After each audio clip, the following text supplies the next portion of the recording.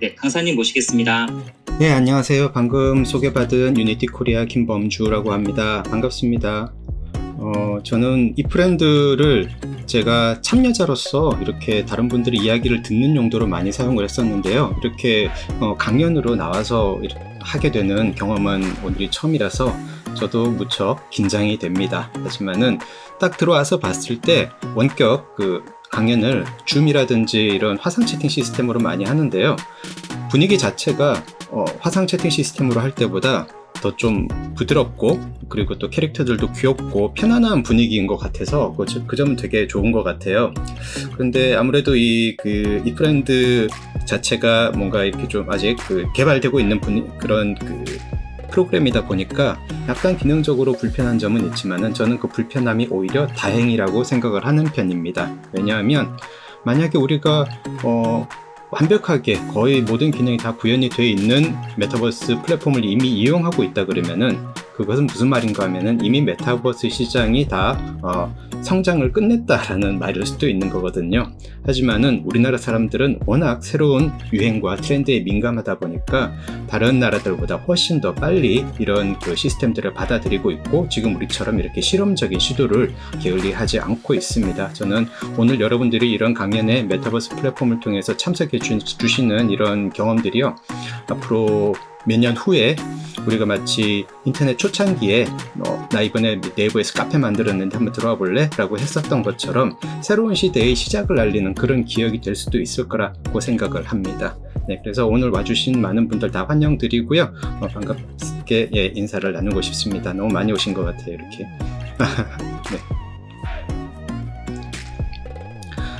네. 그래서 오늘은 이 메타버스하고 이제 새로운 비즈니스의 세계를 주제로 말씀드리고자 합니다. 혹시 여기서 유니티라는 이 엔진에 대해서 들어보신 분 있으시면 한번 손을 들어봐 주시겠어요? 아니면 아무 이모티콘이나 한번 날려봐 주셔도 좋고요. 네, 한 분 계시고요. 두 분, 세 분, 네 분, 다섯 분, 여섯 분. 제가 걱정했던 것보다 많이들 유니티를 알고 계시는 것 같은데요.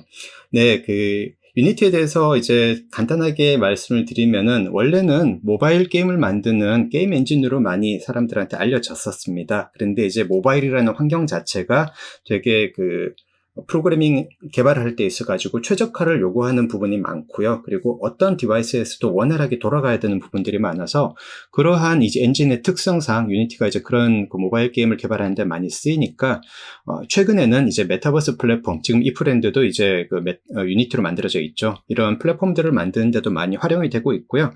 그래서 아무래도 저는 유니티에서 일을 하다 보니까 현업에서 메타버스에 관해서 궁금해하시는 분들하고 많이 만나게 되고, 또 실제로 메타버스 서비스를 개발하시는 분들하고 이야기해 볼 기회가 많아서 오늘은 그런 경험을 토대로 여러분들하고 이야기 나눠보는 시간을 가졌으면 합니다.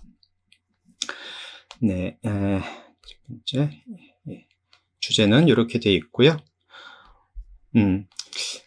아젠다는 일단은 첫 번째, 두 번째, 세 번째 이렇게 세 가지 파트로 나눠봤어요. 첫 번째 파트는 뭔가 하면은 메타버스 현상에 대해서 여러분들하고 좀 생각을 나눠보고 싶었습니다. 왜냐하면 많은 분들이 아시겠지만은 이 메타버스라는 용어에 대해 가지고 이야기하시는 분들마다 조금씩 달라요. 뭔가 하면 어떤 분들은 특정 블록체인 기술을 갖다가 강조해서 생각을 하시는 분들도 계시고요. 어떤 분들은 디지털 트윈의 연장선이다라고 이야기를 하시는 분들도 계시고, 각자 입장에 따라 가지고 많은 의견들이 있기 때문에 헷갈려 하시는 경우도 많은데요. 저는 그런 현상들이 사실 이런 개념이 자리 잡기 시작하는 초창기에는 자연스럽다라고 생각을 합니다. 그래서 이런 뭔가 이렇게 확정이 되어 있지 않고 개념이 픽스가 되기 전에 우리가 미리 관심을 가지고 관찰을 해봐가지고 내가 그럼 여기서 기회를 가질 수 있는 분야는 어떤 부분이냐, 아니면은 어떤 기술과 어떤 산업이 조합이 됐을 때 새로운 기회가 생길 것이냐라는 부분을 아직 픽스되지 않았기 때문에 얻을 수 있는 그런 타이밍이다라고 생각을 하거든요. 그래서 게임이라든지 디지털 휴먼, 그리고 교육, 마케팅, 사무 생산성 분야, 실시간 시각화 분야, 시뮬레이션, 인공지능 등 다양한 메타버스의 주변 기술들에 대해 가지고, 그리고 이런 것들을 통해서 만들어지는 메타버스 서비스나 아니면은 비슷한 서비스에 대해서 한번 보시고요. 좀 그런 현상들을 관찰하는 시간을 가졌으면 합니다. 그리고 결국은 그런 현상들이 지금 어떤 방향을 향하고 있는가가 중요한 것 같습니다. 그래서 이런 서비스들이 계속 만들어지고 있는 데는 어떤 이유가 있는지 그런 이야기를 XR이라든지 AI, 가상경제 같은 이런 키워드를 가지고 여러분들하고 좀 이야기를 할 예정이고요.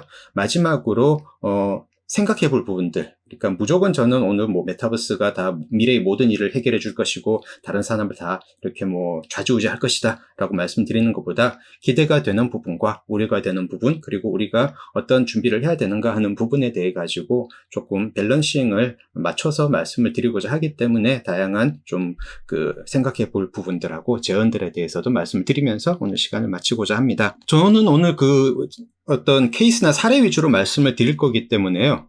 사실은 뭐 개념에 대해서 장표를 많이 준비하진 않았는데 딱 한 장, 두 장이군요. 두 장 준비했습니다. 메타버스가 무엇이냐? 저희 대답을 먼저 말씀을 드리면은요. 가상 공간인데요. 현실과 점점 닮아가는 가상 공간이라는 뜻으로 저는 이야기를 합니다. 이렇게 말씀을 드리는 데는 저희 유니티라는 회사 자체가 가상 공간을 현실처럼 디자인하는 이런 기술을 갖다 제공을 하고 있기 때문이기도 하고요. 아까 사회자분께서 소개를 시켜주셨듯이 제가 기존에 하던 일들이 다양한 미디어 컨텐츠들을 만들고 그리고 그 미디어 컨텐츠들을 만드는 과정에 새로운 기술을 접목해가지고 성과를 올리는 그런 일들을 계속 해왔었어요. 그래서 어떤 가상의 기술들을, 가상 공간을 표현하는 기술들이 어떻게 비즈니스가 되는지에 대한 경험들이 조금 있기 때문에 아무래도 이런 현실과 닮아가는 가상 공간이라는 키워드에 훨씬 더 이렇게 좀 저는 집중이 되는 것 같습니다. 그리고 실제로 저희 유니티 대표를 맡고 있는 존 리키텔로라든지 아니면 뭐 에픽 게임즈의 팀 스윈이라든지 아니면 마크 주커버그 그리고 이런 메타버스를 이야기하고 있는 많은 실리콘밸리의 CEO나 아니면 오피니언 리더분들도요, 그런 이야기를 하고 계십니다. 메타버스의 목적은 결국은 인터넷 공간을 3D로 현실처럼 만들어 나가는 데 있다라는 거에 대해서 가지고는 어느 정도 다들 공감대를 가지고 계세요. 하지만은 거기서 더 중요한 부분이 뭐 AR이다, 아니면 VR이다, 아니면 블록체인이다, 이런 거에 대해서는 약간씩 이렇게 의견 차이가 있을 수 있지만은 결국은 이때까지 왼쪽에 보시는 것처럼 글자와 그리고 사진들 아니면은 어떤 목록처럼 리스트나 아니면 엑셀 시트 같은 이런 도표 그리고 추상적인 심볼로 소통을 해오던 인터넷 공간이 오른쪽에 있는 것처럼 더 현실적이고 그리고 더 우리가 직관적으로 알아볼 수 있는 공간으로 바뀌어가고 있다는 부분에 대해서는 거의 이견이 없을 겁니다. 왜냐하면 메타버스는 여러분들이 아시다시피 메타버스 용어 자체는 스노우 크래시라는 SF 소설에서 닐 스티븐슨이 처음 만들어낸 말이었었죠.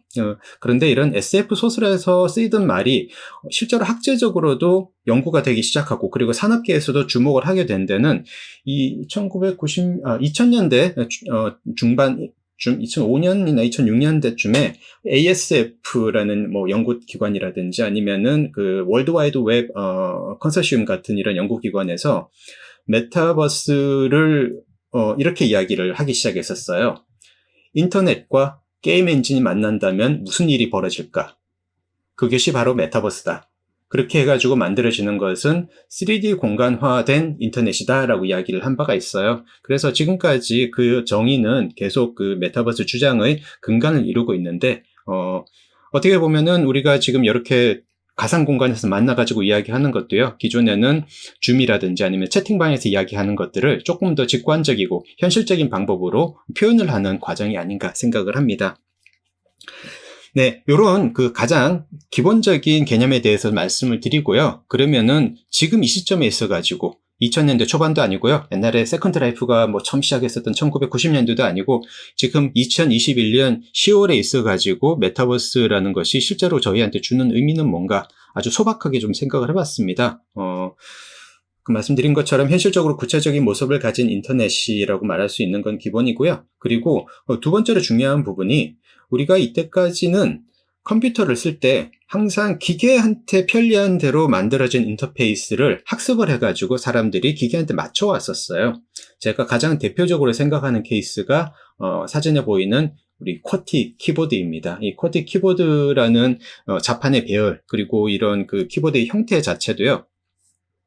원래 아주 인체공학적으로 설계된 게 아니고 어떻게 하다 보니까 이렇게 설계가 된 거고 거기에 사람들이 전 세계 사람들이 익숙해져 가지고 이제는 이게 편하다라고 느끼게 되는 거죠. 네. 그런데 이런 기계에 맞춰 가지고 설계된 것을 사람들이 배우는 게 아니고 이제 VR 헤드셋이라든지 모션 컨트롤러 그리고 지금 우리가 하고 있는 것처럼 음성이라든지 제스처를 통해서 소통하는 것처럼 조금 더 배우지 않아도 컴퓨터 환경을 사용할 수 있는 그리고 일을 할 수 있는 그런 쪽으로 상호작용이 점점 변화하고 있다는 면이 지금 현실적인 메타버스의 그 모습이 주는 의미가 두 번째 사항이 될 수 있을 거고요. 같은 비슷한 이야기인데 아까 말씀드렸던 것처럼 방금 우리가 채팅창 같은 것들을 봤을 때 채팅창에 있어서 우리 개개인은 어떤 식으로 표현이 되나요? 옆에 프로필 사진이나 아이콘 같은 거 하나 뜨고 그 옆에 닉네임이나 자기 이름이 뜨면서 마치 수많은 어떤 엑셀 시트의 한 명처럼 그렇게 표현이 됩니다. 하지만 지금 우리가 여기 있는 각자를 갖다 봤을 때 현실하고 비슷한 모습을 가지고 현실하고 비슷하게 옆에 어깨를 맞대고 이렇게 앉아있는 것들을 볼 수 있죠. 이런 것들도 이제 어떻게 보면은 그 은유나 기호로 해석해야 되던 그런 디지털 세계, 인터넷 세계가 좀 더 직관적인 방식으로 인지하는 쪽으로 좀 변화를 하고 있는 거고요. 근데 이렇게 되다 보니까 결론적으로 어떤 현상이 생기는가 하면은 지금 우리가 아바타하고 가상 공간을 통해서 만나고 있는데 이런 형식이요. 뭐하고 닮아 있어요? 게임하고 상당히 많이 닮아 있죠. 게임하고 닮아 있는 가상 공간이 컨퍼런스 환경을 만드는 데도 사용이 되고 그리고 뭐 공장 자동화에서도 사용이 되고 그리고 뭐 저기 회사 업무용 시스템에서도 사용이 되는 이런 결과가 되는 거예요. 왜냐하면 우리가 익숙해져 있는 현실의 시각적인 모습이라는 거는 다 똑같기 때문에 결국은 어떤 시스템을 갖다가 만든다고 하더라도 우리 몸이 그쪽에 들어가 가지고 아바타로서 그리고 다른 사람들하고 음성이나 제스처나 표정 같은 걸로 소통을 하는 방향으로 점점 가고 있기 때문에 프로그램을 배운다든지 이런 부분을 갖다 많이 건너뛰고 현실에서 하는 것처럼 똑같이 소통을 하는 방향으로 이제 가다 보니까 모든 서비스, 모든 어떤 저희 프로그램이나 아니면은 플랫폼들의 사용법이 점점 게임에서 흔히 보던 그런 가상 공간하고 닮아가고 있다는 점이 저는 최근에 이 메타버스 현상이 주는 재미있는 인사이트가 아닌가 생각을 합니다. 네, 그러면 지금부터 업계별로 어떤 변화가 이제 메타버스 바람 때문에 벌어지고 있는지 한번 살펴보도록 할게요. 먼저 게임입니다. 게임에서 가장 상징적인 사건은 이거였었어요. 포트나이트라는 에픽게임즈의 그 게임이 있었죠. 아마 많이들 알고 계시는 배틀 로얄이라는 장르로 100명이 플레이어들이 들어가가지고 한 명이 살아남을 때까지 총싸움을 계속하는 아주 격렬한 게임인데요. 이 포트나이트가 되게 해외에서는 인기가 좋았었는데, 근데 이제 포트나이트 유저들이 좀 그런 생각을 해요. 해외에서는 이 포트나이트가 워낙에 인기가 좋았기 때문에 친구들하고 이 안에서 시간을 너무너무 많이 보내고 싶은데, 친구들하고 이 안에 들어가면 항상 서로 싸워야 된다는 거예요. 그게 불편하다. 나는 총싸움 하지 말고 익숙해져 있는 이 시스템 그리고 내가 갖고 온 이 아바타를 가지고 다른 친구들하고 그냥 총 안 쏘고 빈둥대면서 놀고 싶은데 그런 시스템 좀 만들어줄 수 있나요? 라는 요청들이 계속 들어가게 되면서 배틀로얄이 아니고 파티로얄이라는 모드가 생기게 됐죠. 그래서 지금 보시는 것처럼 이렇게 느긋하게 게임 속에서 싸우지 않고 놀고 노래 부르고 춤추고 이런 것들이 가능해지게 됐는데요. 이런 저변 어떤 바탕 때문에 포트나이트 안에서 뭐 트래비스 스캇이라는 가수가 공연을 해가지고 아주 많은 관객들이 실제보다 더 많은 관객들을 모을 수 있었던 그런 현상도 여기서 발생을 하게 되었습니다. 그러니까 첫 번째로 사례를 든 이 포트나이트 파티로얄 같은 경우에는 게임의 목적이 받은 미션을 가지고 수행을 하면서 보상을 받는 데 집중을 해가지고 얼마나 내가 효율적으로 플레이를 하느냐에 집중을 하는 게 아니고요. 우리가 게임에서 익숙해져 있는 공간을 다른 용도로도 쓸 수 있겠네라는 생각을 사람들한테 심어주기 시작을 했다는 거예요. 이 부분이 저는 아까 제가 월드와이드 웹 컨소시엄에서 이야기했었던 게임 엔진과 인터넷이 만나는 현상의 가장 좀 대표적인 사례 중에 하나라고 말씀을 드리고 싶습니다. 두 번째 현상을 한번 보도록 하죠. 두 번째 현상은요. 플레이 투 언이라는 모델의 게임이 나오기 시작을 한 겁니다. 플레이 투 언이라는 모델은요. 게임을 플레이하면 할수록 돈을 벌게 되는 구조가 되는 거예요. 이거는 기본적으로 이제 블록체인 기술이 바탕이 돼가지고 여기 지금 엑시 인피니티라는 게임인데요. 이 엑시 인피니티 안에 보시는 것처럼 다양한 몬스터들을 우리가 만들 수가 있어요.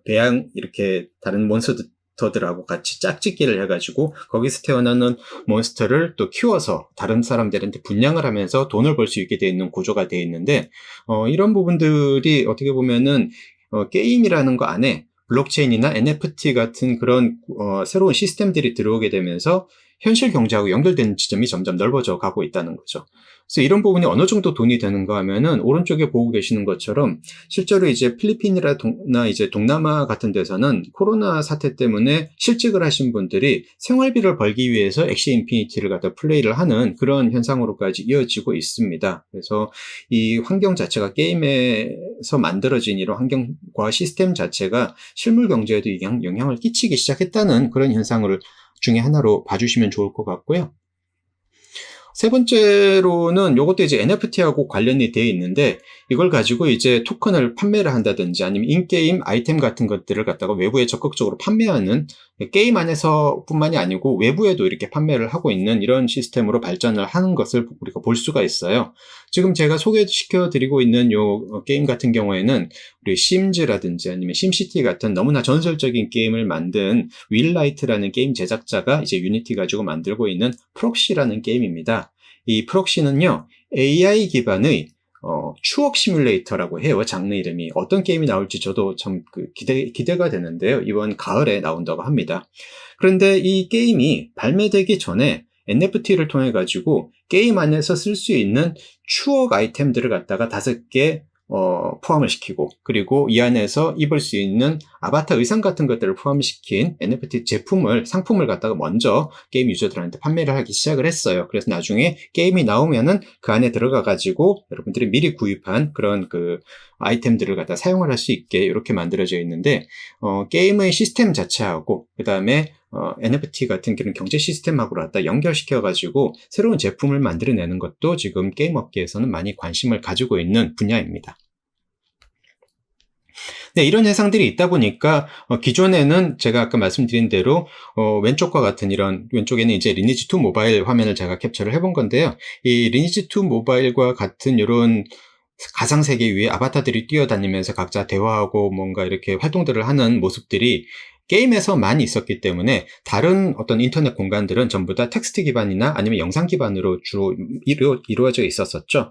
근데 최근에 이제 메타버스가 많이 이제 화두가 되기 시작하면서 오른쪽에 있는 알트스페이스 VR이나 아니면 XR 클래스 아니면 모임 같은 이런 국내 솔루션 같은 경우에는 컨퍼런스 솔루션이기도 하고요. 그리고 대학교에서 쓸 수 있는 수업용 솔루션이기도 한데 모습 자체는 되게 흡사해 보이죠. 네, 그래서 이게 뭐를 의미를 하는가 하면은 결국 형태 자체가 비슷해지기 때문에 중요한 거는 여기서 어떤 경쟁이 생길 것인가 하는 지점인 것 같습니다.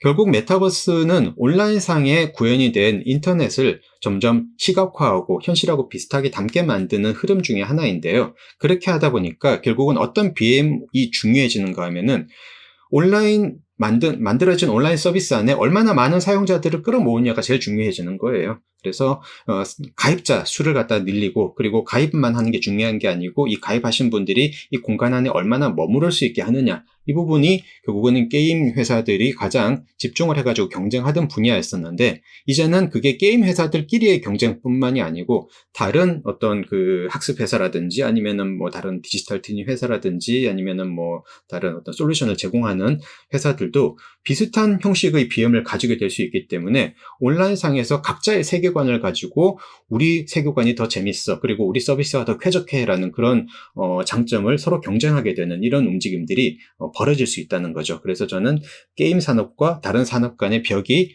메타버스라는 개념 때문에 무너지기 시작한 게 아닌가라는 말씀을 드리고 있습니다. 이 부분도 한번 여러분들이 신경을 써서 봐주시면 좋을 것 같고요.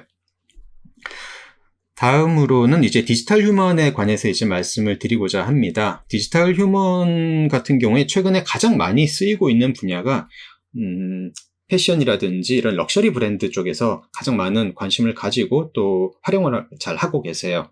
지금 보고 계시는 구찌, 디올, 그리고 타미 힐피겨 같은 경우에 되게 그 가상 공간 안에서 로블록스라든지 아니면 직접 만들어진 어떤 그 공간 안에서 소비자들을 갖다가 브랜드를 체험을 할 수 있게 만들어주고요. 그리고 타미 힐피거 같은 경우에는 제스민 샌더스라는 저런 가상 모델, 지금 보고 계시는 저 모델인데요. 모델을 갖다가 실제 모델로 고용을 해가지고 타미 힐피거 제품을 갖다 입고 이렇게 홍보를 하는 그런 역할로 쓰고 있습니다.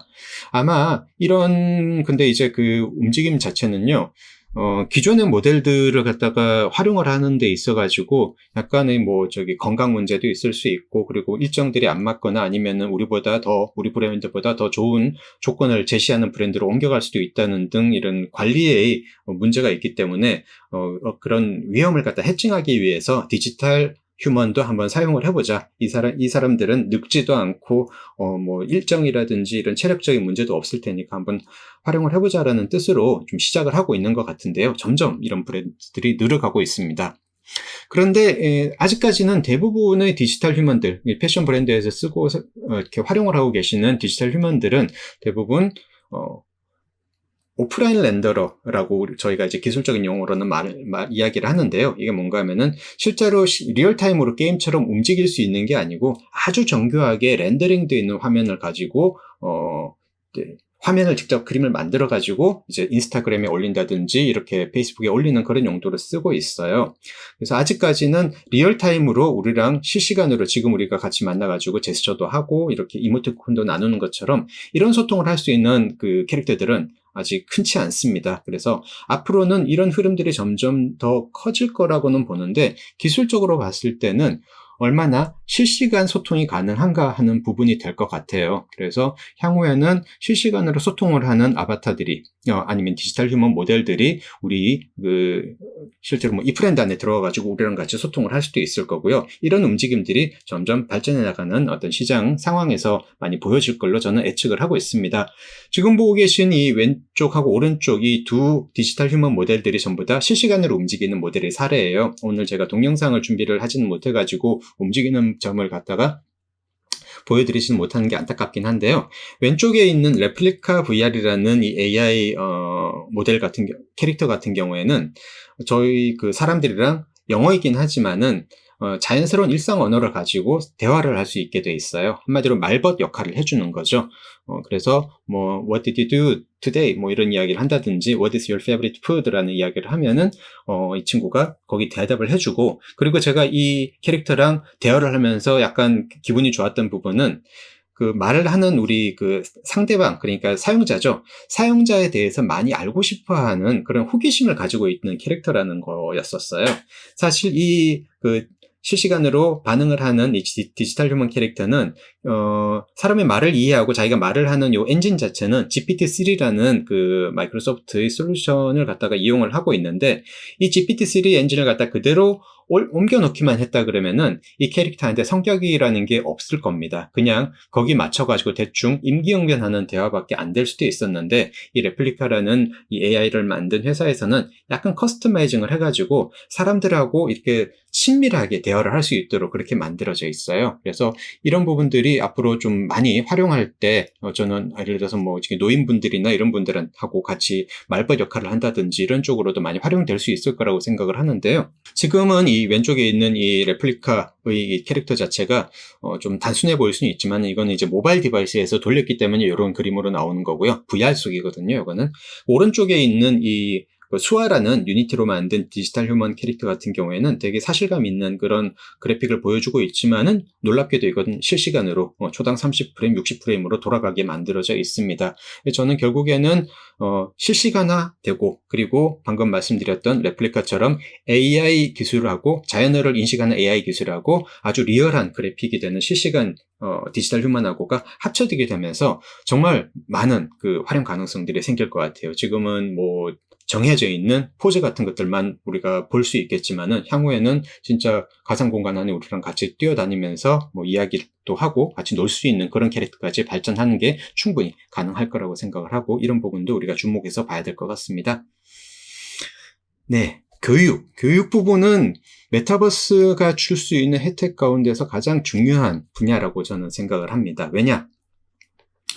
학습이라는 거를 즐기는 분들도 가끔 있는데요. 공부라는 건 우리한테 항상 좀 골칫거리로서 다가올 때가 많았었어요. 그래서 이 교육학자들은 어떻게 하면 공부를 더 재미있고 효과적으로 할까에 대해서 연구를 많이 하고 있는데요. 그 중에서 이제 에드가 게일이라는 교육학자분이 이제 경험의 원뿔이라는 이론을 갖다 이야기를 하면서 자기가 이렇게 필드에서 학생들을 쭉 가르쳐 보니까 가장 기억이 안 남는, 공부를 하고 나서 기억이 안 남는 공부 방법이 교과서 가지고 텍스트로, 그러니까 글자를 가지고 공부하는 게 한번 들어가지고는 웬만해가지고는 기억이 안 남는 효과적이지 못한 교육 방법이었다라는 걸 갖다 이야기를 밝혀냈었고요. 그리고 가장 효과적인, 제일 밑에 있는 파란색 띠줄이 되겠죠? 가장 효과적인 교육 방법 같은 경우에는 purposeful experience, 그러니까 내가 어떤 목적을 가지고 내가 뭘 하고 싶다라는 그런 욕구를 가지고 경험을 해보는 게 가장 효과적인 교육 방법이다, 학습 방법이다라고 이야기를 했었어요. 근데 내가 어떤 목적을 가지고, 예를 들어서 내가 오늘 여자친구하고 재밌는 데이트를 하고 싶다는 목적을 가지고 어떤 가상 공간 안에 떨어졌어요. 근데 그 가상 공간은 영어밖에 쓸 수 없는 공간이에요. 그러면은 같이 이제 좋은 카페를 찾아다닌다든지 아니면 맛있는 어떤 음식을 갖다 시킨다든지 이런 부분이 있어가지고 진짜 치열한 목적의식을 가지고 모든 단어를 모든 표현을 다 생각을 해내가지고 이런 말을 할 수 있게 되는 거잖아요. 그래서 그런 경험들이 사실은 우리가 모국어를 배우는데도 사용이 됐었던 방법이기 때문에 이런 환경들이 주어진다 그러면 아주 학습 효과가 좋을 것이다 라는 이야기를 한 적이 있는 거죠. 그런데 기존까지는 이런 학습 방법을 제시해주는 기술이 없었기 때문에 어디에 멈춰 있었는가 하면은 위에서 세 번째 줄에 오디오하고 레코딩, 포토, 흔히 이야기하는 시청각 교재 정도에 머물러 있었던 거죠. 하지만 상호작용이 가능하고 우리가 세계관 안에서 자유롭게 활동할 수 있는 이런 메타버스 플랫폼에서는 제일 밑에 있는 목적성을 가진 직접 경험이 가능해지고 있습니다. 이런 것들을 통해 가지고 우리는 자기 분석이라든지 그리고 내 학습 수준에 맞는 속도를 갖다가 조절을 할 수 있다든지, 그리고 내가 방금 말한 거, 그리고 내가 방금 한 행동이 제대로 됐는지 안 됐는지를 바로바로 피드백을 받을 수 있는 등 다양한 이득들이 있는데요. 저는 사실 NC소프트에서 호드 잉글리시라는 영어 교육 게임을 만들면서 이런 시스템들을 한번 테스트를 해봤었어요. 실제로 학생들한테 세계관을 주고, 여러분들이 지금 영어 공부를 하러 이쪽에 들어온 게 아니고, 이 세계에 들어온 게 아니고, 어떤 데빌몬이라는 몬스터로부터 이 세상을 지키기 위해서 들어온 건데, 여러분들이 데빌몬이라는 몬스터로부터 이 세상을 지키기 위해서 해야 되는 일은 서로 사이가 나빠진 사람들 사이에 오해를 풀어줘야 되는 거예요. 그럴 때마다 여러분들은 점수를 얻고 성장을 하게 될 건데, 오해를 풀어주기 위한 방법은 이 사람들은 전부 다 영어밖에 모르기 때문에 영어로 이야기를 해야 됩니다 라고 목표를 제시를 했었어요. 그러니까 아이들이 이제 영어 공부에는 조금 공포감을 가지던 경우에도 이 게임 안에서는 막 안 되는 말을 갖다가 이렇게 계속 조합을 해가면서 열심히 공부를 하게 되는 그런 효과를 본 적이 있었고요. 이런 효과를 위해 가지고, 그러니까 purposeful experience, 아이들한테 직접 내가 이 목적은 내가 재밌어, 내가 해보고 싶어, 이건 달성해보고 싶어 라는 그런 의식을 갖다가 심어주기 위해서는 지금 보시는 것처럼 정말 다양한 아이들이 흥미를 가질 수 있을 만한 그런 스토리들을 많이 집어넣습니다. 그래서 좀 악상이 떠오르지 않는 음악가를 도와주는 스토리도 있고요. 그리고 어떤 모델분이 가장 자기 마음에 드는 옷을 만들기 위해서 이렇게 도움을 주는 그런 이야기들도 있는데, 이런 스토리들이 메타버스 공간 안에서 저는 사람들한테 학습 효과를 불러일으키는 그런 목적의식을 심어주는데 가장 중요한 요소라고 생각을 하고요. 그 외에도 자기가 재미있게 그냥 돌아다닌 결과인데 내가 어떤 단어를 몇 번 말했고, 그리고 오늘 무슨 표현을 몇 번이나 들었다 같은 그런 데이터들이 이렇게 축적이 되게 돼 있어요. 그래서 우리가 보통 텍스트북을 가지고 공부를 하게 되면, 기존의 방식으로 공부를 하게 되면 내가 어떤 단어를 몇 번 말했는지, 그리고 몇 페이지나 나갔는지, 그리고 우리가 문제를 풀었을 때 정답률은 몇 퍼센트 있는지 그런 것들 일일이 기록하지 않으면은 나중에 알기가 쉽지 않잖아요. 근데 메타버스 공간은 어차피 가상의 디지털 공간이기 때문에 했었던 모든 활동들이 이렇게 데이터화돼서 기록돼가지고 차후에 자기의 학습 계획을 잡을 때 많은 도움을 주는 시스템이 있었습니다. 네, 그리고 마찬가지로 아이들의 그 속도에 따라 가지고 어떤 사람은 조금 발음이 좀 시간이 많이 걸리는 경우도 있었고, 그리고 어떤 아이들은 조금 더 속도가 빠른 경우도 있는데, 말을 잘하는데 단어를 잘 모르는 경우도 있고, 정말 그런 어떤 그 개인차들이 되게 다양했었습니다. 그래서 이 다양한 개인차들마다 자기 학습 속도를 갖다가 맞춰가지고 진행할 수 있었던 것도 이런 메타버스라는 열린 공간에서 학습을 진행하면서 얻을 수 있는 장점 중에 하나였었다고 생각을 합니다. 네, 제가 지금 실제로 그 교육 현장에서 한번 적용을 시켜보면서 했던 경험들을 여러분들하고 잠깐 나눠봤었고요. 그 외에도 우리가 직접 목적을 가지고 이 세계 안에서 활동을 한다는 경험은 많은 가능성을 부여해 줍니다. 지금 보고 계시는 거는 이제 히스토리 메이커라는 VR 연설 시뮬레이션이라고 말씀을 드려야 되나요? 그런 건데, 미국의 위인들이 돼가지고 자기가 직접 연설을 해보는 거예요, 다른 사람들한테. 그래서 그 사람들을 갖다 설득시키는 그런 과정을 한번 체험을 해보는 그런 프로그램입니다. 지금 보고 계시는 거는 이제 링컨 대통령이 되겠죠. 링컨 대통령이 뭐 여러 가지 유명한 연설들이 있었는데, 뭐 국가는 뭐 국민을 위한, 국민에 의한 국민의 정부가 유지되어야 된다라는 그런 의견을 갖다가 이제 앞에 그 문장을 보면서 아이들이 직접 제스처도 하면서 VR 헤드셋을 끼고 청중을 보면서 링컨이 된 것처럼 이렇게 시연을 해보면은 아무래도 문장을 외운다든지 아니면 링컨의 마음을 이해하는데 조금 더 도움이 되겠죠. 네. 이런 식으로 학교 현장뿐만이 아니고요. 소방방재청에서는 실제로 애트리에서 개발한 VR 화재 진압 시스템, 화재 진압을 훈련하는 훈련 시스템을 활용을 하고 있기도 합니다.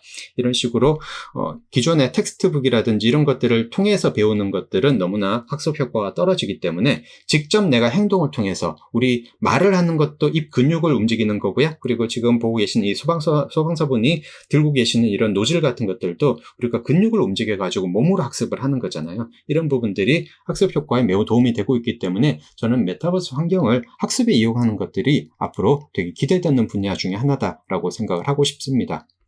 네, 그 다음으로는 마케팅 부분인데요. 마케팅 부분에 있어가지고는 아마 여러분들이 최근에 신문이라든지 다양한 매체에서 많이 보셨을 거예요. 어떤 회사에서 뭐 신입사원 모임을 메타버스 플랫폼에서 했다라든지, 아니면은 어떤 학교에서는 신입사원 환영회를 메타버스 플랫폼에서 했다라든지, 그런 뉴스들이 요즘 시시각각 너무나 많이 나오고 있는데요. 저는 이런 노력들이 아마 좀 마케팅의 의도가 있지 않나, 기사화되고 그리고 많은 사람들이 관심을 끌 수 있기 때문에 그런 부분들이 있지 않나라고 이제 생각을 하는데요. 저는 조금 더 나아가서 말씀을 드리자면은, 이런 활동들이 그냥 이런 활동 한 번을 하는 것으로 끝나는 게 아니고, 이 활동에서 좋은 점은 무엇이고 그리고 좀 별로인 점은 무엇인지에 대해서 우리가 잘 모니터링을 하고 관찰을 하고 냉정하게 판단을 해가지고 만약에 좀 더 나은 서비스를 만들 수 있으면 그쪽으로 한번 추구를 해봐야 되고요. 아니면은 최근에 이제 이런 이프랜드에서 이런 행사들을 많이 하면서 사용자나 아니면 이 플랫폼을 사용하고 있는 회사들이 이 브랜드를 만든 SK 측에도 많이 피드백을 주시고 있는 걸로 알고 있어요. 그래서 아직은 이런 플랫폼들이 초기 단계이기 때문에 다양한 목적을 가진 분들이 이 안에 들어와서 행사를 이루고 계시지만은, 지금 있는 시스템이 완성된 거다라고 생각을 하시기보다 좀 피드백과 아니면 노력을 통해 가지고 이런 공간을 갖다가 좀 더 나은 곳으로 만들어 가 봐야 되겠다라는 생각을 가지고 본다 그러면은, 한번 해보고 이거 뭐 좋기도 하고 나쁘기도 하네, 근데 이게 메타버스의 전부야? 라고 생각을 하기보다, 이거는 좋고 이건 나쁜데 이걸 좋은 점을 조금 더 강화하고 나쁜 점을 좀 커버할 수 있는 방법은 없을까라고 생각을 하는 게, 우리가 이제 메타버스의 이 초창기에 살고 있는 이 시대 사람으로서 충분히 가질 수 있는 생각이 아닌가 이렇게 보여집니다. 사실 이런 가상 공간, 메타버스 공간을 이용한 마케팅 사례들은 요즘 너무나 많아지고 있는데요. 대표적으로 이제 현대 자동차에서는 메타버스 플랫폼으로 유명한 로블록스 게임 안에 현대자동차 체험관을 만들어 가지고 해외에 있는 젊은 층, 소위 말하는 MZ 세대들을 좀 다가가기 위해서 공간을 많이 활용을 하고 있고요. 그리고 저가 이제 그 이프렌드하고 비슷한 서비스였는데 모임이라는 그 서비스를 이용을 해가지고 얼마 전에 메타버스 개발자 경진 대회에서 한번 연설을 한 적이 있었습니다. 그때도 지금 이프렌드처럼 이렇게 기능이 다양하진 않았지만은 되게 재밌는 경험이었었고, 제가 그때 처음으로 이런 그 메타버스 플랫폼에서 사람들하고 만나면서 재밌었던 그 좋았던 경험은 아무래도 얼굴이 직접 보이지 않으니까 좀 옷이라든지 이런 뭐 머리라든지 이런 부분에 신경을 안 쓰고 나가도 된다는 점이 되게 좋았던 걸로 기억을 하고, 그래서 이런 부분들은 좀 앞으로도 좀 활용이 될 수 있지 않을까, 다른 사람들한테도 소구 포인트가 될 수 있지 않을까라고 좀 생각을 했었습니다. 네, 그 연결되는 지점인데요. 그러면은 이렇게 사람들이 많이 모여서 할 수 있는 일이 모임뿐만이 아니고, 그리고 마케팅뿐만이 아니겠죠. 업무 공간에서의 생산성 분야에서도 메타버스 기술들은 많은 좀 관심을 가지게 돼요. 왜냐하면 지금 거의 1년 넘게 우리가 원격 근무라든지 아니면은 홈오피스 같은 데서 근무를 하다 보니까, 물론 지금 이제 사무실에서 나가가지고 업무를 하시는 분들도 계시겠지만은 이게 계속 드문드문하면서 좀 뭐라 그래야 되나요? 특히나 지금 이 팬데믹 시기에 신입사원으로 들어오신 분들은 자기 동료들하고 그리고 자기 어떤 그 상사들하고 만날 기회가 그렇게 많지 않기 때문에 약간 우울감을 호소하는 경우가 많다고 그러세요. 그래서 그런 그 우울감을 좀 해결하기 위해서 지금 보고 계시는 이 팀플로우 같은 이런 서비스가 요즘 많이 좀 관심을 가지고 있는데요. 팀플로우하고 좀 비슷한 개념으로 아마 게더타운이라는 서비스도 아마 이야기 들어보신 분들이 많으실 겁니다. 이 근본적인 차이점은요, 줌이라든지 화상 채팅 서비스를 통한 회의 시스템 같은 경우에는 딱 회의 일정을 잡고 그 회의 일정이 지속되는 동안 같이 접속을 해가지고 이야기하고 끝나면 거기서 이제 방이 폭파돼가지고 나오게 되는 거죠. 그러다 보니까 이 경험들이 계속 분절이 되는 겁니다. 근데 이런 공간을 갖다가 하나 만들어 놓고 이 안에 우리가 9시에 딱 로그인 하고요. 그리고 6시에 딱 로그 아웃 합시다 라고 딱 정해져 있으면은 딱히 뭔가 아젠다가 없더라도 누구한테 뭔가 물어보고 싶고, 뭔가 새로운 내가 신입사원으로 들어왔는데 뭔가 문서 처리하는 거 잘 모르겠어요, 이메일 계정 설정하는 거 잘 모르겠어요 같은 것들을 우리가 물어보기 위해서 뭔가 이렇게 줌콜을 잡을 수는 없잖아요. 그래서 전화를 하는 것 부담스러울 때는, 누구한테 전화해야 될지 모를 때는 그냥 이런 같은 공간 안에 있는 사람들한테 이야기를 물어보면은 쉽게 접근을 할 수 있기 때문에 스몰톡을 활성화시키는 그런 방법으로 이런 오피스 공간을 가상화시키는 흐름들이 많이 생기고 있는 것 같습니다. 그뿐만이 아니고 이제 VR을 거기다가 붙여가지고 이용을 하게 되면은 단지 그냥 채팅뿐만이 아니고 다양한 매체들, 영상이라든지 아니면 실제로 3D 모델, 내가 디자인한 가방이나 신발이나 이런 것들을 컨펌 받을 때도 사용할 수 있는, 그리고 우리의 그 제스처라든지 이런 부분들, 바디랭귀지도 같이 통합을 해가지고 이용할 수 있는 협업 공간을 만들 수가 있고요. 근데 요거 지금 보고 계신 거는 스페이셜이라는 그 공간이라는 이름의 가상 오피스 솔루션인데, 요거는 아까 보셨던 팀플로우나 게더타운하고 다르게 조금은 더 줌에 가까운 느낌입니다. 항상 24시간 접속해 있다가 우리가 편한 사람하고 이야기하자가 아니고요. VR 헤드셋이나 MR 헤드셋을 통해서 더 몰입감 있는 회의 진행을 해보자라는 쪽으로 설계가 된 서비스다라고 말씀을 드릴 수 있고요. 비슷한 개념으로 최근에 이제 그 페이스북에서 발표했었던 호라이즌 워크룸이라는 요 서비스 같은 경우에도 아바타 기반으로 우리가 VR 헤드셋을 끼고 실제 사무실하고 거의 흡사한 그런 경험을 갖다가 할 수 있게 해주는 이런 서비스를 이제 만들었었어요. 저는 이 호라이즌 워크룸을 써보면서 제일 좋았던 점은 그겁니다. 옆자리에 사람을 앉힐 수가 있어요. 그러니까 제 노트북을 저만 보는 게 아니고 뭔가 이렇게 일을 갖다 시켜놨을 때 제가 이 자리 저 자리 옆으로 왔다 갔다 하면서 뭘 잘했다 못했다 이런 피드백을 줄 수 있는 그런 공간 이동 경험이 이 VR 사무실 안에서 가능했었던 게 되게 재밌었고요. 그리고 오른쪽 하단에 보시는 것처럼 저희 집에 있는 방의 한 벽면을 갖다가 칠판처럼 쓸 수 있었던 점도 상당히 기존의 다른 서비스들하고 차별화되는 지점이었던 것 같습니다. 네, 이런 움직임들이 해외에서 많이 벌어지고 있는데 국내에서 뒤질 수 없죠. 우리나라 사람들은 너무 빠르고 그리고 새로운 기술들을 활용하는 데 적극적이십니다. 가장 먼저 지금 이런 가상 오피스를 활용하고 계시는 회사 중에 하나가 직방입니다. 그래서 직방에서는 이제 메타폴리스라는 가상 오피스를 유니티로 구현을 해가지고 이 안에서 거의 모든 업무를 보고 계시고요. 실제로 오피스를 갖다 없애셨다고 해요. 그래서 모든 업무를 갖다가 가상 오피스에서만 진행을 하고 계시는데, 이 대표님이 이제 진행하신 그런 세미나를 보니까 그렇게 학계 데모를 해가지고 너무 좋았던 점이, 지방에 있거나 아니면 해외에 있거나 이런 공간적, 지리적으로 떨어져 있는 사람들도 마음 놓고 뽑을 수 있고 같은 공간에서 만날 수 있어가지고 너무 좋았다. 인재 채용에 많은 도움이 됐었다라는 그런 말씀들이 기억에 남거든요. 그런 것처럼 아까 보셨던 VR을 직접 사용을 한다든지 아니면 이런 것들이 아니라고 하더라도 같은 공간 안에서 쉽게 다가가가지고 회의를 하고 그리고 기록을 남길 수 있는 이런 서비스들이 지금 현장에서 많이 활용이 되고 있으니까, 이것도 아까 말씀드린 것처럼 중요한 거는 이게 완성된 형태라고 딱 생각을 하고 이게 메타버스의 전부라고 생각할 필요는 없습니다. 지금도 계속 업데이트 시키고 피드백을 받아가지고 사용자 경험을 올려가고 있기 때문에 저희는 관심을 가지고 관찰을 하면서 여기서 내가 할 수 있는 부분은 뭘까라는 그런 시선으로 이런 움직임을 봐주시면 좋을 것 같아요. 네, 그리고 마지막으로 그 업무 환경에서 그 프로덕티비티, 그러니까 생산성 분야에서 제가 이제 소개시켜 드리고 싶은 솔루션은 이머스드 VR이라는 또 하나의 VR 관련 오피스 환경입니다. 왜냐하면 저는 이 이머스드 VR이라는 VR 오피스를 거의 매일 활용을 하고 있거든요. 지금 보여드리는 자료를 만들 때도 가상 오피스 안에서 진행을 했었어요.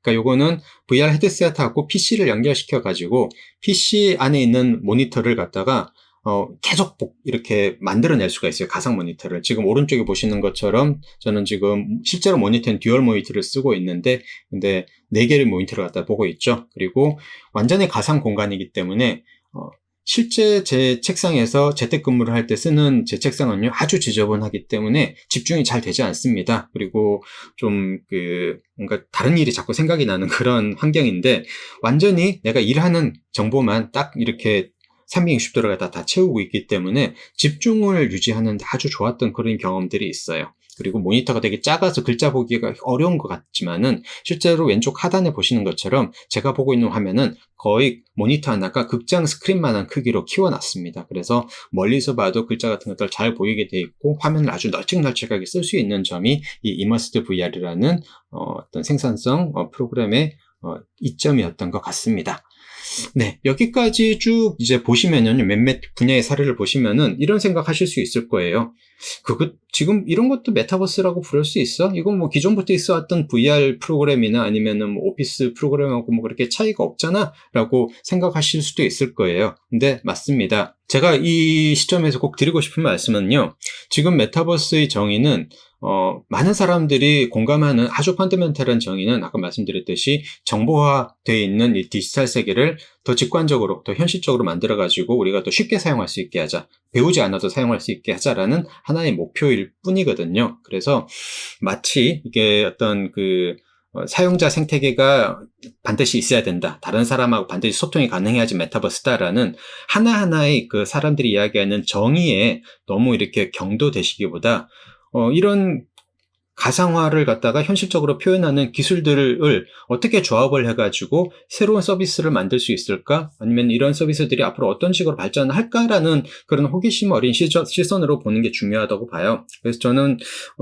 메타버스라는 게 저희한테 정말 좋은 기회를 주고 있는 게 왜냐하면은 이때까지는 각 산업군별로 다 따로따로 발달하고 있었던 컴퓨터 시각화 관련 기술들이 있습니다. 네, 디지털 트윈 관련, 그리고 스마트 팩토리 관련, 그리고 게임, 그래픽 관련 이런 기술들이요.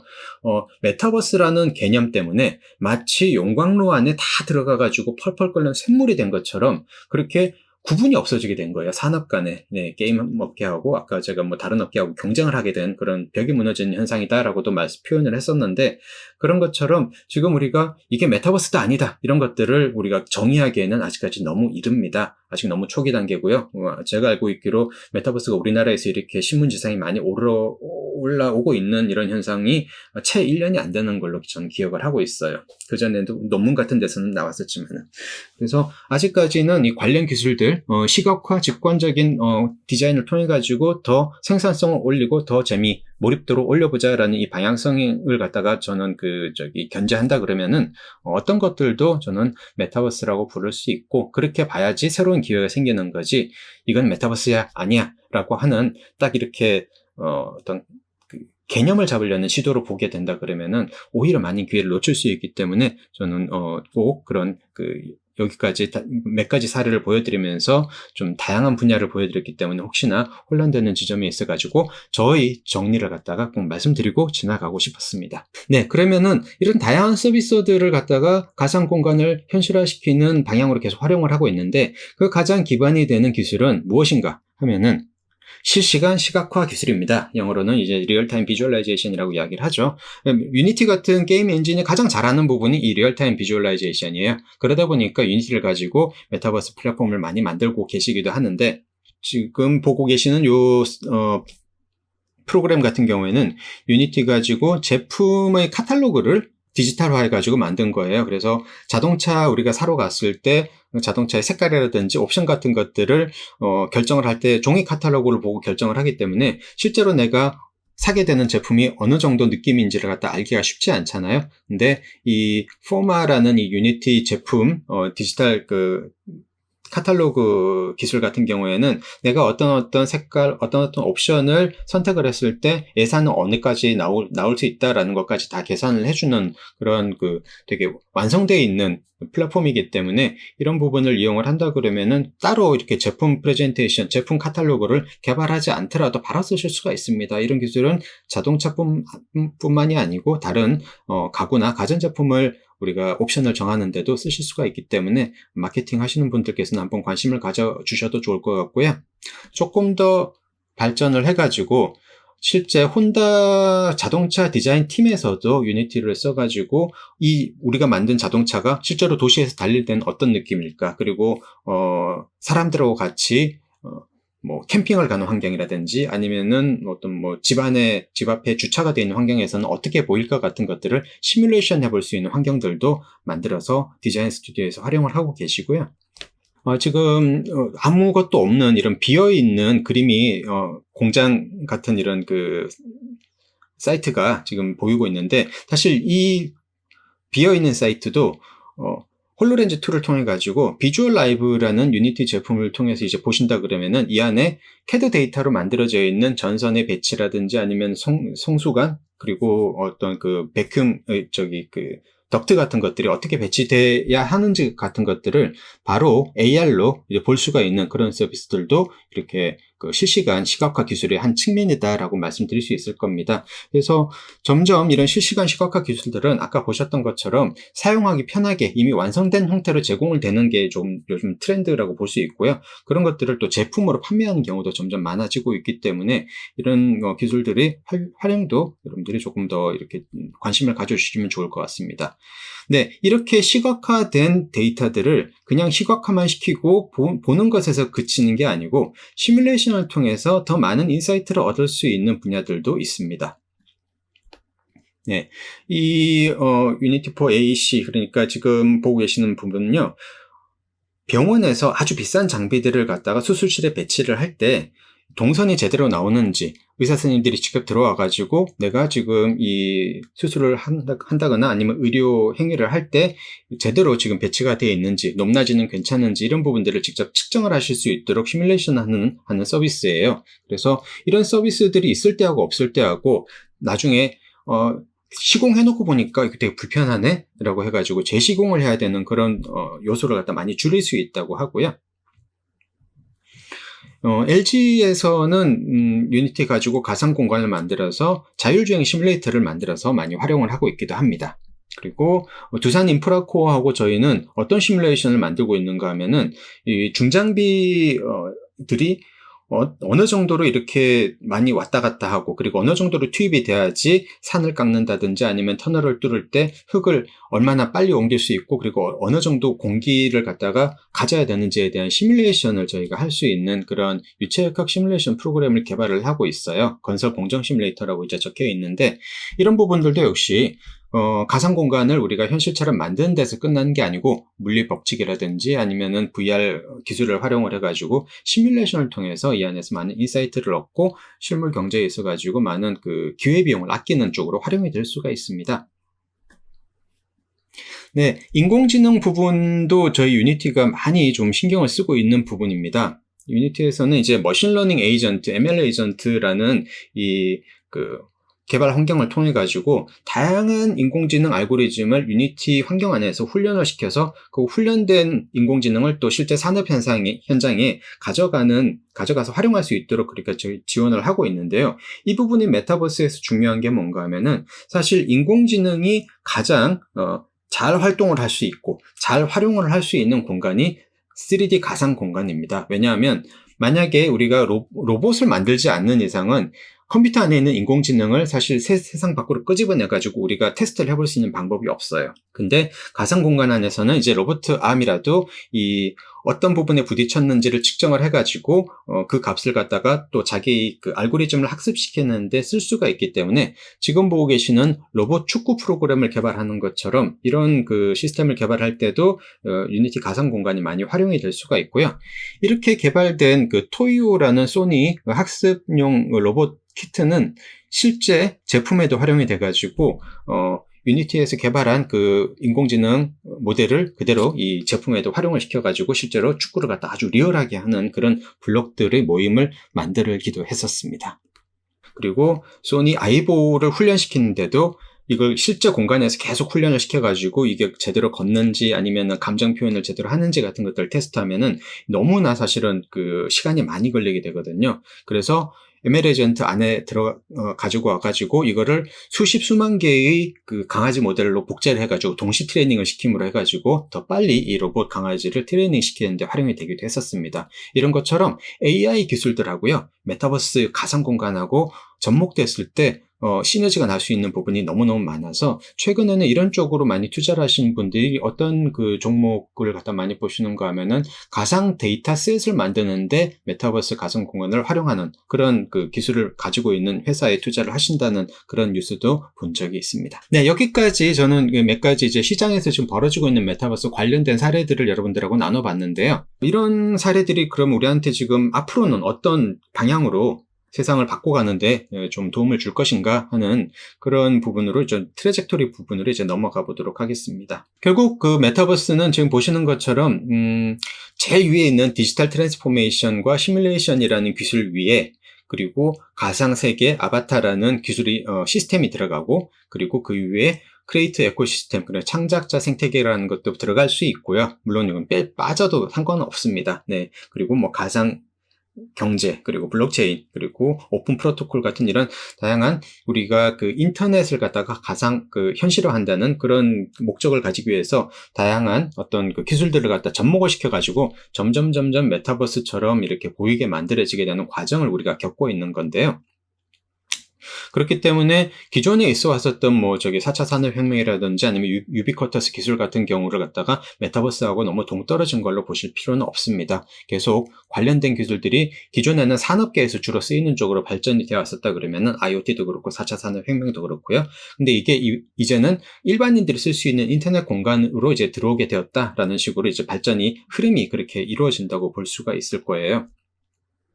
IoT 같은 경우에도 메타버스하고 접목이 되면 너무 재밌는 현상들이 많이 생길 수 있는 게 우리가 헬스케어 같은 서비스를 하기 위해서 스마트워치를 찾는 분들이 요즘 많아지고 있잖아요. 스마트워치에서 생성되는 우리 건강 데이터, 운동 데이터 같은 것들도 사실 메타버스 안으로 우리 가지고 들어와 가지고 우리가 운동을 많이 하면은 메타버스 안에 내 캐릭터, 내 아바타가 점점 근육질이 된다든지 이런 그 다이렉트 피드백을 갖다 통해 가지고 또 이렇게 의욕을 갖다 북돋워 줄 수 있는 부분도 있겠죠. 그래서 저는 메타버스를 갖다가 아까도 말씀드렸듯이 하나의 완성되어 있는 어떤 개념이라기보다도 기존부터 쭉 내려오던 디지털화의 흐름 속에서 이걸 실감화하는 노력의 일환이다라고 봐주시는지를 갖다가 말씀을 좀 드리고 싶습니다. 그래서 이런 실감화가 돼가고 있는 과정에는 디바이스의 변화가 가장 중요한데요. 지금 보면은 메타버스에 대해서 그거 너무 먼 미래 이야기야 라고 좀 부정적으로 생각하시는 분들이 되게 많으세요. 그리고 실제로 저는 그럴 수 있다라고 생각을 하는 게 예전에 우리가 인터넷 같은 경우에는요, 인터넷 그 회사에 연결 이야기를 해가지고 선을 깔고 그리고 넷스케이프 같은 그런 브라우저를 설치를 하면은 인터넷을 바로 쓸 수가 있었어요. 기존에 없었던 거를 쓸 수가 있는 경험을 바로 느낄 수가 있었고요. 그리고 스마트폰 같은 경우에도 사가지고 직접 손에 잡아보면 이게 모바일 인터넷이구나 라는 걸 알 수 있었습니다. 그런데 지금 우리가 지금 메타버스 공간이라고 우리가 생각하고 있는 이 이프랜드 같은 경우에도요, 우리가 결국 보고 있는 디바이스는 기존하고 다를 게 없는 스마트 패드나 스마트폰 같은 그런 평면 디바이스를 통해 가지고 이런 입체 공간을 갖다 보고 있는 거죠. 그래서 기존과 그렇게 크게 달라진 게 없다. 기존의 게임에서 보던 그런 시각화하고 크게 차이가 없는 거 아니냐라는 그런 생각들을 하게 되시는데요.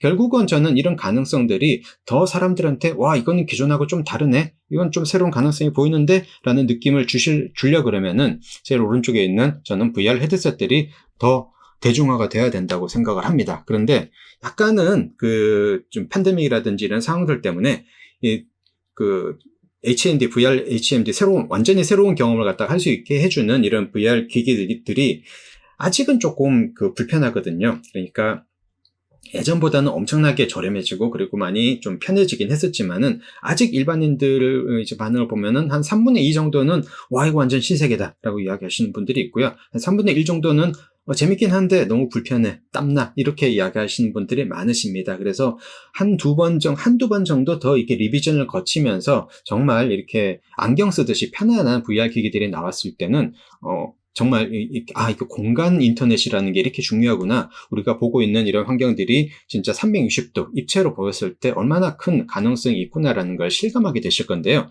우리는 어떻게 보면 3, 4년 정도 그런 새로운 디바이스가 나올 때까지 준비할 수 있는 기간을 갖다 가진 셈이다라고 저는 긍정적으로 볼 수도 있을 것 같습니다.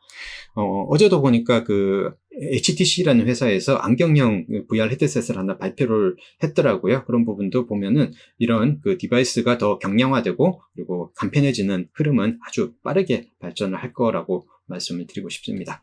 네, 그래서 이런 디바이스들이 새로 생기게 되면은 아까 말씀드렸던 것처럼 키보드나 아니면 게임패드 같은 뭔가 익숙해져야 되는 그런 경험들이 아니고, 권투를 한다 그러면은 직접 손을 뻗어가지고 때리면은 그게 실제로 가상 공간에서도 주먹이 나가는 그런 경험을 하게 되기 때문에 따로 학습에 필요 없는 경험을 할 수 있게 되는 거고요.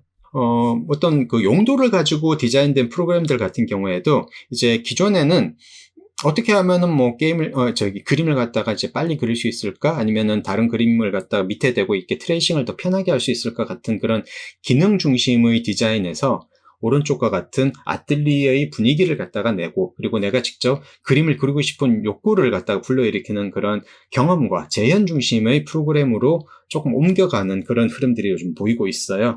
그래서 왼쪽 같은 경우에는 각각의 버튼들이 어떤 역할을 하는 거고 각각의 도구들이 어떤 역할을 하는 건지를 갖다가 이제 계속 학습을 한 다음에 이제 작업을 할 수 있다라고 본다 그러면은, 오른쪽에 보시는 이 버밀리온이라는 가상 아틀리에 VR 아틀리에 같은 경우에는 지금 요거는 제가 직접 이 아틀리에에 들어가 가지고 제가 직접 그린 그림인데요. 조금 많이 서툴지만은 좀 양해를 부탁드리겠습니다. 한번 테스트로 그려본 거예요. 이 환경 안에서는 왼쪽에 보시는 이 유화 팔레트를 가지고 왼손에 팔레트를 들고 실제로 이렇게 팔레트 나이프로 색을 이렇게 옮겨가지고 믹스하는 이런 과정들이 너무나 리얼하게 재현이 되기 때문에 기존에 유화를 그리셨던 분들은 이 안에서 그냥 바로 학습에 필요 없이 그릴 수가 있다는 점, 그러니까 이런 점들이 보면은 조금 더 체화가 되는 인터넷 공간이 이런 형식으로 좀 우리한테 다가오고 있는 게 아닌가라는 점을 갖다가 좀 말씀드리고 싶고요. 좀 산업적인 측면, 시장적인 측면으로 보자 그러면은 사실은 왼쪽 같은 경우에는 기존에 그림 그리는 사람들이 직업적으로 쓰기 위해서 많이 좀 찾게 되는 솔루션이라고 본다 그러면은, 오른쪽에 이런 아틀리에 분위기에서 내가 렘브란트가 된 것처럼 한번 내 그림을 그려보고 싶어라는 욕구를 만드는 이런 솔루션 같은 경우에는요, 기존에 그림을 안 그리던 사람들이 그림을 시작하게 만드는 그런 역할이 되게 되는 것 같아요. 그래서 이런 형식들도 한번 참고를 해볼 수 있을 것 같습니다. 사람들이 만나게 되는 모델들도 많이 변화가 지금 이루어지고 있는데, 저는 기억을 해요. 왼쪽에 보시는 영화 접속 같은 프로그램, 영화 경우에는, 처음으로 PC통신에서 사람들하고 텍스트 채팅을 통해서 사람들이 만나게 되는 그런 과정을 갖다가 그려낸 영화였었는데요. 이때 당시에도 채팅이라는 시스템 덕분에 많은 소모임들이 생기고 많은 만남들이 생겼었습니다. 그때 사회적인 변화가 많이 있어 왔었고요. 그런 추상적이고 어떻게 보면은 컴퓨터스러운 이런 공간에서 지금은 이제 오른쪽과 같은, 지금 오른쪽 화면은 이제 VR 챗이라는 VR 안에서 사람들하고 같이 이렇게 소통할 수 있는 그런 커뮤니티 서비스다라고 볼 수 있는데요. 이 안에서 사람들을 만날 때는 당연히 타이핑을 칠 필요가 없겠죠. 그냥 이야기하고, 그리고 오른쪽 하단에 보시는 것처럼 그냥 서로 포옹을 하면은 그냥 그 안에서 이렇게 포옹을 하게 되는 이런 결과를 보실 수가 있기 때문에 훨씬 더 직관적인 표현이 가능합니다. 지금 보고 계시는 이 오른쪽 화면 같은 경우에는요, 유튜버 피아라는 사람이 VR 챗 안에서 만난 자기 남자친구를 비행기 타고 가가지고 직접 만났는데, 직접 만나서 또 VR을 끼고 서로의 아바타를 가지고 서로 이렇게 연애를 하는 이런 장면을 갖다 보고 계세요. 되게 좀 메타버스 시대에나 있을 수 있는 재미있는 현상들이죠. 그리고 한때 요거는 이제 기술적인 좀 상황을 갖다 말씀드리고 싶어서 준비를 해본 장편인데요. 한때 그런 논란들이 많이 있었습니다. 어떤 논란인가 하면은 AR이 먼저 발전을 할 것이냐, VR이 먼저 발전을 할 것이냐라는 이야기들이 많이 있었는데, 최근에 보면은 VR이 외부로 향하는 카메라, 아웃사이드 카메라를 갖다가 장착을 하게 되면서 그 카메라로 외부의 현실을 갖다가 다 비춰가지고 이런 식으로 현실의 피아노를 갖다가 VR을 쓰고 연습을 한다든지, 아니면 현실의 공간 안에서 내가 가상의 모니터를 띄운다든지, 이런 AR 기술들까지 전부 다 흡수를 하고 있어요. 그래서 당분간은 이제 AR 글래스가 나와가지고 이게 시장에 많이 퍼지기보다는 그 전에 먼저 VR 헤드셋이 AR의 기능을 갖다 많이 흡수하는 쪽으로 가게 되지 않을까 생각을 하고요.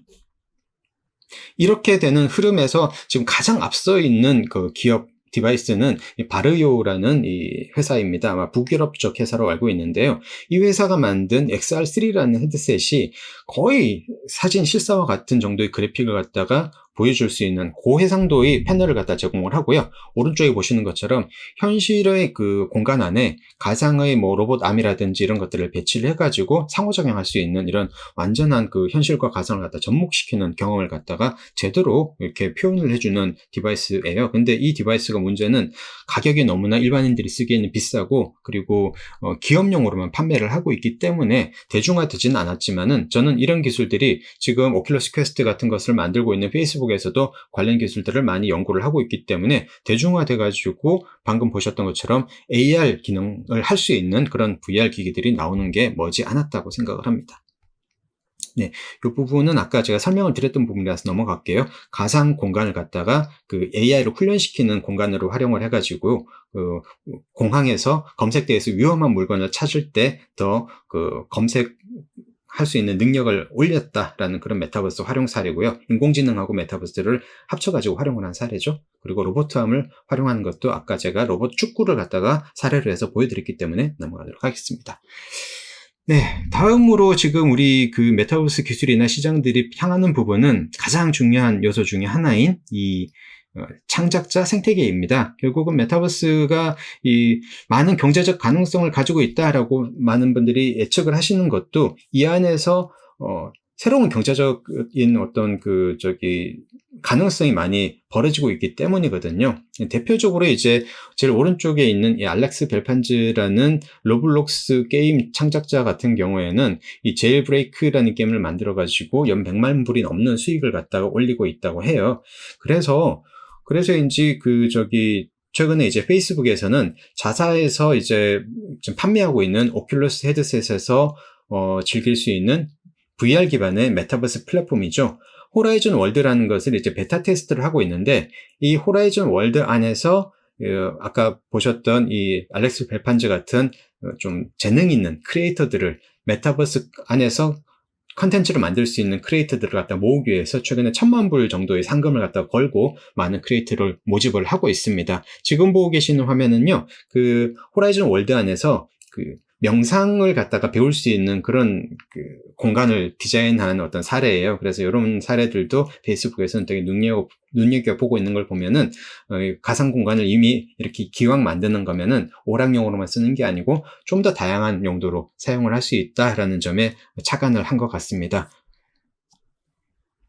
네, 마지막으로 메타버스 현상이 지금 지향하는 바 마지막 파트로는요, 메타버스 기술이 저는 생활화가 되어야 된다고 보고 있습니다. 왜냐하면 지금 사람들이 메타버스 뉴스가 뜨면은 밑에 댓글로 많이 다시는 게 저거 결국은 뭐 기업에서 자기네들 돈 벌려고 하는 거지 우리랑은 별로 상관없는 일 아니야 라고 이야기하시는 분들이 많으세요. 이렇게 된 이유 중에 하나는 저는 그거라고 생각을 합니다. 아까 말씀드렸던 것처럼 기기의 발전에 비해 가지고 개념이 먼저 너무 급하게 도착한 면이 분명히 있고요. 그리고 실제로 이런 메타버스 서비스들을 사용하는 사람은 아직 그렇게 많지 않은데 언론이라든지 아니면은 기업들이 발빠르게 움직이고 있다 보니까 약간 소외되는 느낌을 가지시는 부분도 있지 않을까라는 생각이 들어요. 그래서 저는 오늘 이런 이야기들을 저는 그 다른 행사나 아니면 강연에서도 많이 하면서 강조하는 부분이 여러분들이 이 메타버스 기술을 갖다가 관심을 가지면서 생활 속에서 이런 가상화를 통해서 내가 재밌게 할 수 있는 부분, 내가 이익을 볼 수 있는 부분은 무엇이 있을까에 대해서 관심을 많이 가져주셨으면 한다는 점이거든요.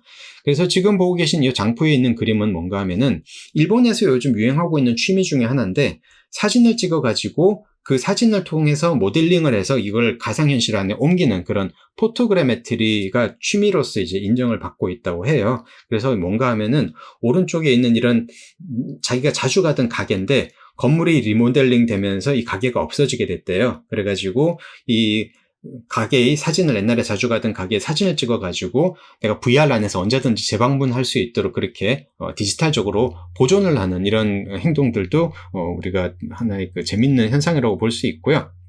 국내에서는 되게 최근에 제가 VR 커뮤니티에서 본 되게 재밌는 사례라서 가지고 왔는데 자기가 너무 좋아하는 피자가 나중에 단종될까봐 나중에는 없어질까봐 포토그래메트리라는 이 기술을 가지고 실제 VR 안에 똑같이 이 피자를 재현을 해가지고 생각날 때마다 피자를 한 쪽씩 들어서 먹는 그런 퍼포먼스를 보여가지고 이 커뮤니티에서 많은 인기를 끌었던 그런 사례들도 있습니다. 이런 것들도 아주 특출난 기술적인 수준이 필요한 게 아니고 약간 유니티만 다룰 줄 알면 얼마든지 할 수 있는 부분들이기 때문에 저는 이런 식으로 가상 공간 안에서 재밌는 일들을 갖다가 하는 분들이 점점 많아지면은 아직까지 초창기인 이 메타버스 상황에서 리더 역할을 하실 수 있는 가능성도 있지 않을까 생각을 합니다.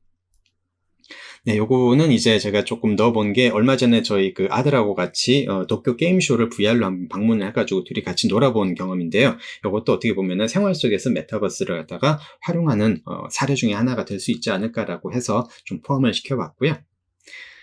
네, 지금까지 이렇게 다양한 사례들 그리고 그 사례들에서 쓰였던 기술들이 어떤 방향으로 지금 기술이 발전되고 있는지에 대해서까지 쭉 말씀을 드렸는데 종합적으로 이렇게 좀 결론을 말씀을 드리자면은 이제는 물리적인 공간이냐 비물리적인 공간이냐가 중요한 게 아니고 거기서 주는 가치가 나한테 어떤 의미가 있느냐 라는 것이 중요해지는 그런 시대인 것 같습니다. 그래서 메타버스는 어차피 현실하고 비슷해지는 인터넷 공간이라고 그러면은 이 공간이 나한테 더 큰 의미가 있나 아니면 현실이 공간이 더 큰 의미가 있나 같은 것들을 고민하게 해주는 어떻게 보면은 장자가 그 나비 꿈속에 꾼서 내가 나비가 됐었는데 그게 진짜 나인지 아니면 현실의 내가 진짜 나인지를 갖다 고민을 하는 그런 경우도 있었다고 하는데요. 그 의미 그리고 내가 진짜 가지는 가치에 따라 가지고 물리적, 비물리적 공간을 떠난 리얼한 월드가 우리한테 있어서 무엇인가를 갖다 질문을 하고 있다고 생각을 합니다. 그래서 이런 움직임들을 저희가 그 유니티에서는 더 구현을 하는데 도움을 드리기 위해서 많은 기술 업체들을 인수를 하기도 하고 직접 관련 기술을 개발을 하고 있기도 한데요. 여기까지 제가 그 사례 같은 경우, 기술 같은 경우는 다 마무리를 하고 마지막으로 조금 제언을 드리고 싶습니다. 생각해 볼 지점인데요. 저는 분명히 지금 이 메타버스의 열기가 많이 지금 뜨거워지고 있지만은 식을 수 있는 지점도 우리가 고려를 해야 된다고 생각을 해요. 왜냐하면 많이들 이렇게 지금 메타버스의 가능성을 보고는 있는데 현실적으로 그 이프랜드나 아니면 제페토에서 그 상주하는 인구들이 그리고 로블록스 사용자들이 얼마나 있는지 그리고 그게 실제로 시장에 어느 정도 도움이 되는지에 대해 가지고는 아직 물음표가 있는 부분들이 분명히 있거든요. 그래서 한번 시도를 해보고 한번 해봤으니까 됐어. 나중에 조금 더 발전될 때까지 기다리지 뭐라고 하는 부분이 있을 수도 있고요. 그래서 이런 그 메타버스에 관한 그 가능성들을 계속 우리가 추구를 하기 위해서는 사용자들이 늘어나줘야 되는데 이 사용자들이 늘어나기 위한 모멘텀이 좀 필요합니다. 하지만은 저는 메타버스란 용어 자체가 많은 그 관심을 가지게 되거나 아니면은 이 용어 자체가 유행에 뒤떨어지게 되거나 하고 상관없이 기존에 수십 년 전부터 있어 왔었던 디지털화가 점점 우리가 컴퓨터를 실감나는 방식으로 활용하고자 하는 욕구를 충족시키는 쪽으로 발전을 한다는 데는 뭐 이견이 있을 필요가 없다고 생각을 합니다. 용어는 바뀔 수 있지만은요. 네. 저도 이제 컴퓨터 그래픽을 갖다가 많이 했었었고, 지금은 이제 VR 쪽에 많이 관심을 가지고 있는데, 사람은 더 자극적이고 더 현실적인 경험을 갖다 추구하게 돼 있잖아요. 그래서 우리가 더 큰 TV를 사게 되는 거고, 더 색 재현력이 좋은 그런 스크린을 갖다 원하게 되는 것처럼, 뭐 메타버스라는 현상도 그 용어나 플랫폼 자체가 중요한 게 아니고, 메타버스를 원하는 사람들의 욕구, 기본적인 욕구를 갖다가 보셔야지 우리가 길을 잃지 않을 것 같습니다. 그래서 그런 욕구를 만족시킬 수 있는 하드웨어하고 소프트웨어가 어떤 식으로 발전을 할 것인가가 이 모멘텀이 올 것인가 말 것인가에 대해서 관건이라고 생각을 하고요. 생각해 볼 부분 다섯 번째로는 이것입니다. 그러니까 MZ세대가 뭐 메타버스의 주요 주민이다, 대상이다라는 이야기들을 하시는 경우가 있는데, 사실 제 MZ세대들하고 이제 이야기를 해보면은 MZ세대들은 메타버스에 열광을 하는 게 아니고요. 그냥 자기들이 써보니까 재미있는 서비스라서 활용을 하는 것일 뿐인데, 거기에다가 이제 메타버스라는 개념 아니면 메타버스라는 용어를 갖다 붙여가지고 우리가 분석을 하기 시작하는 게 아닌가라는 생각이에요. 그래서 아무리 그 메타버스 자체로 우리가 플랫폼을 만든다 그래서 그 자체가 가치가 있는 게 아니고, 그 플랫폼이 얼마나 큰 재미를 주느냐 아니면 큰 의미나 이익을 주느냐가 중요하기 때문에 그 부분은 우리가 구분을 해서 생각을 해야 되고, 초반에 말씀드렸듯이 용어 자체에 너무 경도될 필요는 없다는 지점을 꼭 말씀드리고 싶습니다. 네, 관련해가지고 메타버스 현상을 갖다 좀 관찰하시고, 그리고 이걸 시장에 좀 접목을 시키고자 하시는 분들한테 제언드리고 싶은 부분입니다. 그냥 천천히 한번 읽어보겠습니다. 메타버스라는 현상은 말씀드린 것처럼 좀 냉정하게 관찰할 필요가 있어요. 어떤 부분으로 시각으로 관찰을 해야 되는가 하면은, 실제로 우리한테 이익을 주는 부분, 실제로 우리한테 기존에 없었던 어떤 가치를 줄 수 있는가에 대해서 우리가 주목을 해야 되는 부분이고요. 그리고 실감형 미디어에 대한 욕구는 분명하지만은 시간이 걸릴 겁니다. 이게 완전히 대중화되는 데까지는. 그래서 그 기간을 우리가 얼마나 이 안목을 가지고 미리 투자를 해 나가는가 하는 부분이 중요할 것 같고요. 비슷한 이야기로 그 전화가 처음 발명되었을 때도요, 전보에 비해 가지고 인기가 없었다고 해요. 접속시키는 방법도 되게 복잡했었고, 그리고 자본 같은 것들도 많았기 때문에 정확하게 글자로 찍혀 나오는 전보에 비해 가지고 불편하다, 전보가 있는데 전화를 왜 쓰냐라는 사람들이 많았었다고 합니다. 하지만은 어떤 방향이어 가지고 전화가 많이 더 이제 전보보다 이렇게 더 많이 보급이 됐는가 하면은, 결국은 실감형 매체이기 때문이에요. 더 현실하고 닮은 매체 쪽으로 이 디지털 기술은 계속 발전을 할 수밖에 없기 때문에, 우리가 아까 말씀드린 것처럼 그런 쪽으로 우리 주목을 해서 봐주시면 좋을 것 같고요. 유튜브도 초기 상당 기간 동안은 사용자가 지금처럼 많지 않았습니다. 뭐든지 새로운 패러다임은 정착되는데 시간이 필요하고, 그렇기 때문에 이것을 조금 긴 호흡으로 봐주시는 게 어떨까 생각을 합니다. 즉, 지금은 미리 도랑치고 기다리는 단계일 수도 있겠다라는 개인적인 생각을 좀 말씀을 드리고 싶고요. 앞으로 저는 좀 주목하고 싶은 영역이 이렇습니다. 실감화가 매우 유효한 부분에 좀 주목을 하고 있습니다. 특히나 커뮤니티 부분인데요. 방금 말씀드렸던 그 VR챗 같은 경우에는 아주 대중적인 그 매체는 아니지만은 가상 공간에서 다른 사람들하고 완전히 똑같은 그 행동을 갖다 할 수 있는 이런 경험들 때문에, 되게 실감나는 경험들 때문에 매니아들이 되게 많이 있어요. 하지만 아직까지는 그 VR챗을 활용하는데 기술적인 어떤 허들들이 있기 때문에 완전히 대중화되고 있지는 않은데, 이런 것들이 활성화된다 그러면 마치 다음이나 네이버에서 우리가 초기에 인터넷 카페 때문에 인터넷 가입했어요 라고 하는 사람들이 있었던 것처럼, 그런 그 사람들하고 실감나는 아바타를 통해서 소통하는 그 재미 덕분에 많은 사용자들이 일어날 수 있는 부분에 저는 좀 주목을 하고 있고요. 그리고 뭐 닌텐도 DS 같은 경우에도 조금 기존의 게임기들보다 실감적인 부분을 갖다가 좀 접목을 한 케이스들이 많이 있었잖아요. 예를 들어서 뭐 펜을 가지고 쓸 수 있다라든지, 아니면은 목소리를 녹음할 수 있다라든지 이런 부분들이 있었는데, 그래서 이런 실감 미디어나 실감적인 매체가 생기면은 항상 제일 먼저 주목하는 부분이 교육이나 생산성 분야입니다. 그래서 이런 부분들의 기술을 가지고 있는 업체들이나 아니면 아이디어 같은 것들이 앞으로 좀 그 VR 기기들이 보급이 되기 시작하면서 많은 주목을 받게 되지 않을까 생각을 합니다. 네, 메타버스 인구가 증가를 하게 되고 사람들이 더 대중적으로 생활이 진짜 바뀌었구나라고 변화하게 되는 그 방아쇠 몇 가지 제가 생각나는 대로 한번 적어봤는데요. 첫 번째로는 VR 디바이스가 더 가벼워지고 그리고 더 오래 쓸 수 있어야 되고 편의성이 여러모로 확대가 돼야 된다고 생각을 합니다.